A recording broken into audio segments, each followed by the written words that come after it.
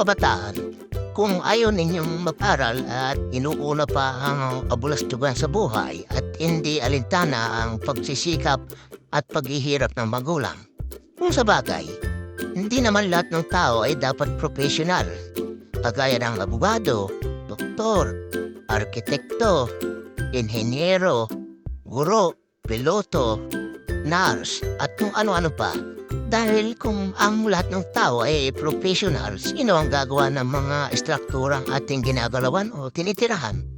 Sino ang magsasaka? Sino ang mangingisda? Sino ang magtatrabaho sa mga pagawaan at factory? Sino ang magtatanggol sa bayan sa panahon ng digmaan? Kaya mga kabataan, okay din naman niyang padalin yung yan.